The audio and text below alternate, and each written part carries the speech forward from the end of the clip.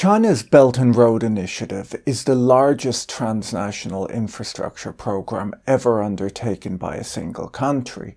It was launched in 2013 and is President Xi's signature policy. Its goal was to build out global infrastructure and boost China's influence around the world. Most of the countries that signed up to borrow under the program were developing nations with weak credit ratings. Over the last decade, China's cumulative engagement in the project comes to $932 billion, which is made up of $561 billion in construction contracts and $371 billion in investments. A lot of important infrastructure projects were built around the world under the Belt and Road Initiative. A railway line from the Ethiopian capital Addis Ababa to the port of Djibouti has cut the journey time from around 3 days to 12 hours, a huge improvement. Hydropower dams built in Uganda have provided electricity and been opened up as tourist destinations. Roads and pipelines built across Central Asia and Southeast Asia have driven growth in those parts of the world too. Unfortunately, there have also been quite a few wasteful projects like huge skyscrapers and sports stadiums in developing countries that run up debt and do little to benefit the population. Allegations of corruption have dogged many of the high-profile Belt and Road Initiative projects too.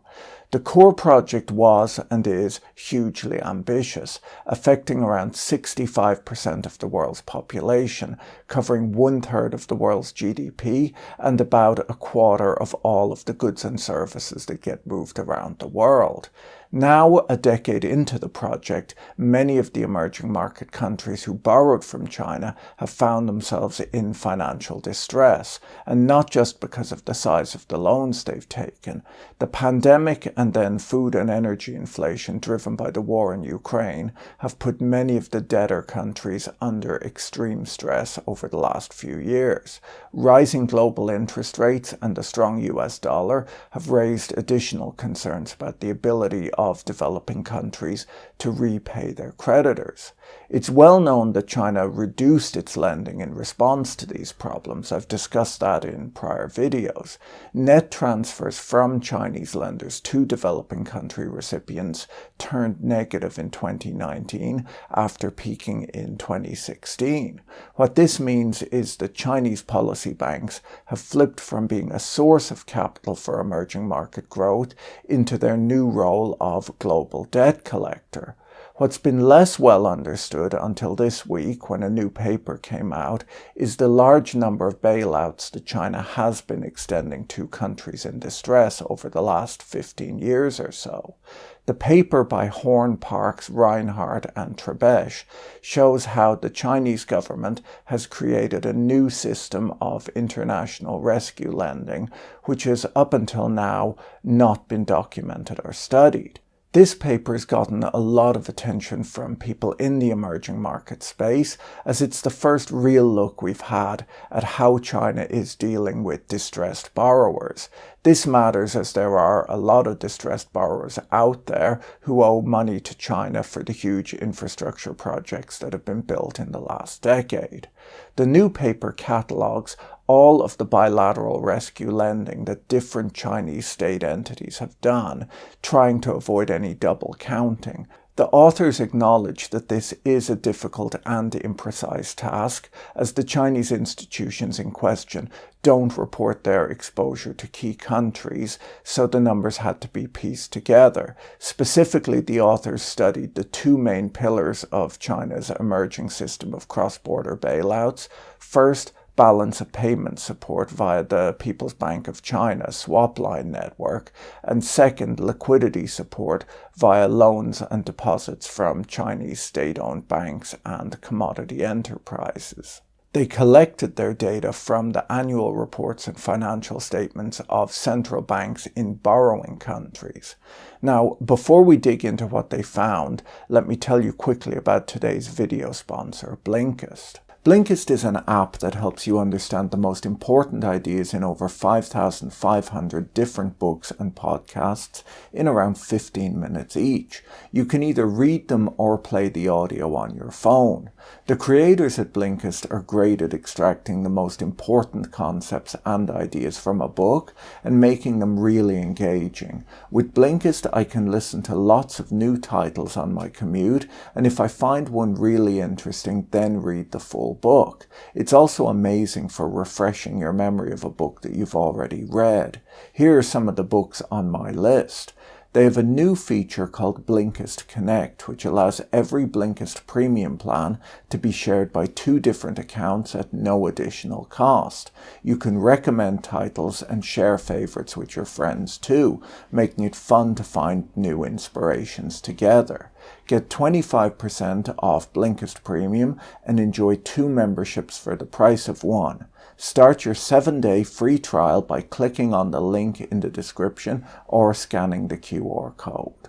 So the paper shows that China granted $104 billion worth of rescue loans to developing countries between 2019 and the end of 2021. This figure is almost as large as China's entire bailout lending over the prior 20 years. Between 2000 and the end of 2021, China undertook 128 bailout operations in 22 debtor countries, worth a total of $240 billion.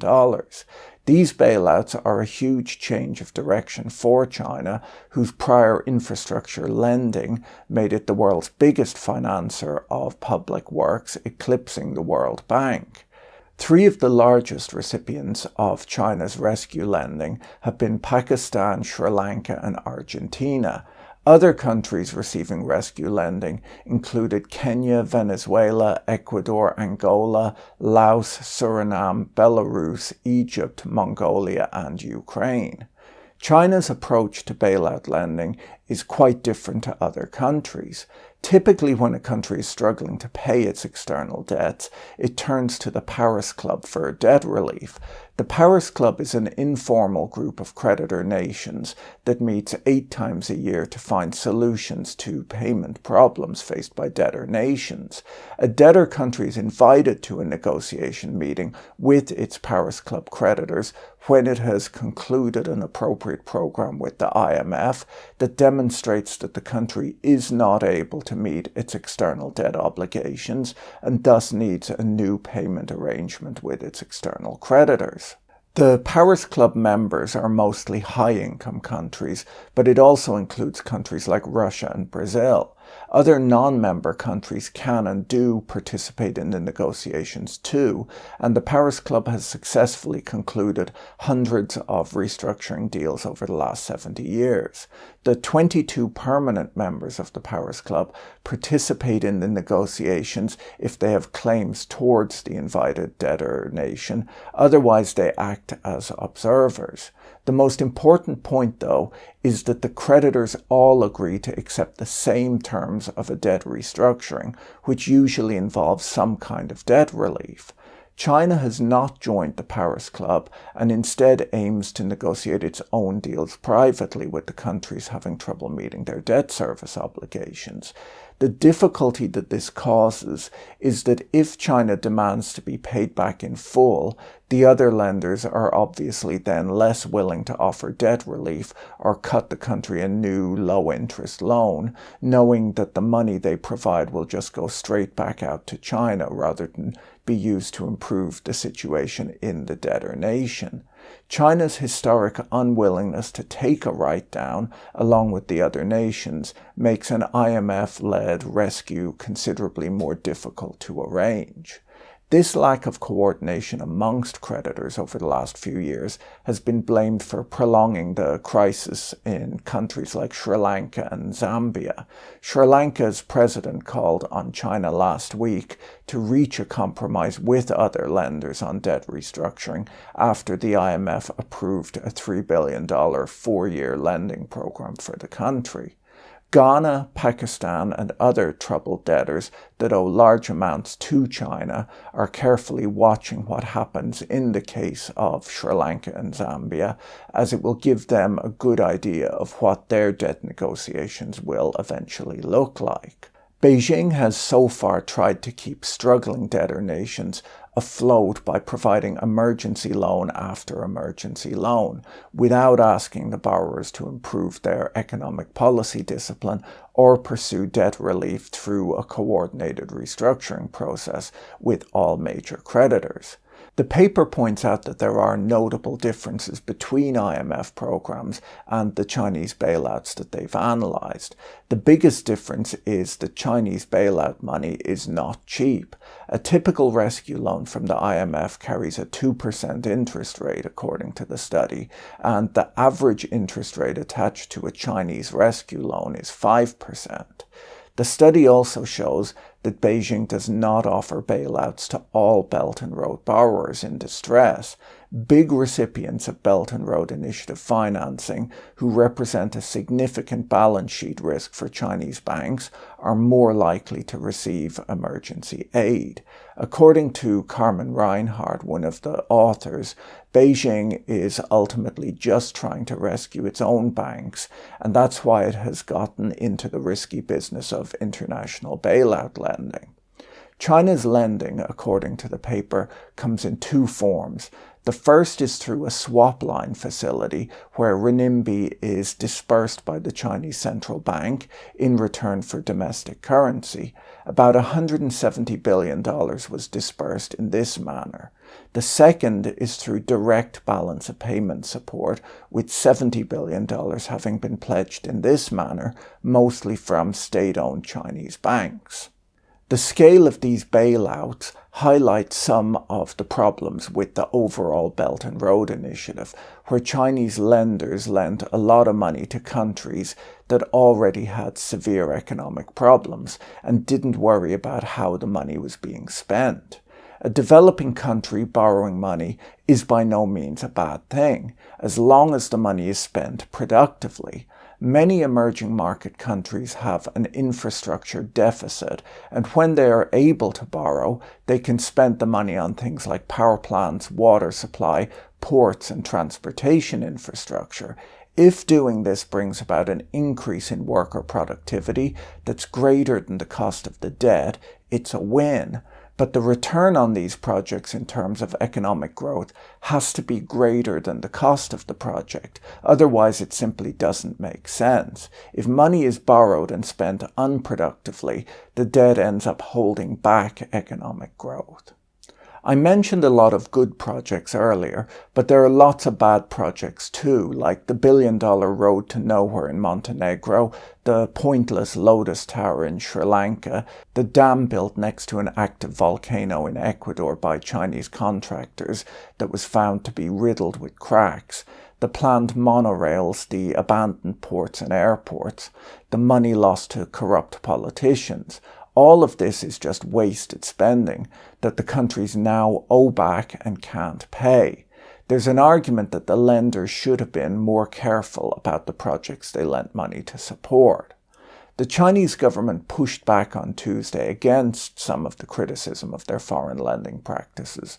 A Chinese Foreign Ministry spokesperson, Mao Ning, told the reporters that China has entered financing agreements with developing countries based on the principles of openness and transparency. She added that China has never compelled countries to take its loans or ever attached political strings to such agreements. The paper argues that the rescue loans are mostly just a bailout for China's banks, which have underpinned much of the Belt and Road Initiative lending and have taken painful hits as a result. The authors put forth that China has launched a new global system for cross-border rescue lending to countries in debt distress, which has made the global financial system more opaque and fractured than before. One of the most interesting parts of the paper is about how swap lines are increasingly being used in situations of financial and macroeconomic distress to help bolster gross reserve holdings and address short-term liquidity needs. The PBOC began setting up swap lines in 2008 with almost 40 overseas central banks. Their official purpose was to promote the use of the renminbi for trade and investment, and the swap lines once in place mostly went unused. The paper points out that the swap lines were dormant for years and then mostly drawn in situations of financial and macroeconomic distress by countries with low reserve ratios and weak credit ratings. Out of the 17 countries that used their swap lines so far, only 4 did so in normal times with no apparent signs of distress. The paper argues that China's swap line network has become an increasingly important tool of overseas crisis management. You can see the growth in their swap line usage in the chart on screen right now. The authors say that it's clear that the PBOC swap line drawings serve the purpose of window dressing, but there's a lack of clarity about how the funds are actually being used, especially if they're being used to directly service external debts to China coming due. This paper is the first look at the new system of bailouts on the Belt and Road developed by China that helps recipient countries to avoid default and continue servicing their Belt and Road Initiative debts, at least in the short run. The paper argues that the way the bailouts are structured using swap lines complicates the challenge of monitoring debt vulnerabilities in the developing world. The reason for this is that the swap line borrowings are technically short-term repayment obligations that fall outside most international debt disclosure requirements, since they have maturities of 3 to 12 months. But because the borrowers are allowed to roll these swaps over, most of these loans are not paid back for an average of 3.5 years, and thus the authors argue that they should be reported as external public debt obligations.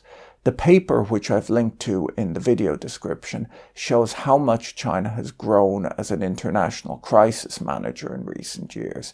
Its position is still far from rivaling that of the United States or the IMF, and the effectiveness of its rescue lending operations are not yet well understood. China has shown that a major creditor country can create a large system of cross-border rescue lending to nearly 24 recipient countries while keeping its bailout operations mostly out of sight. They conclude that more research is needed to understand how this lending has and will change the global financial architecture.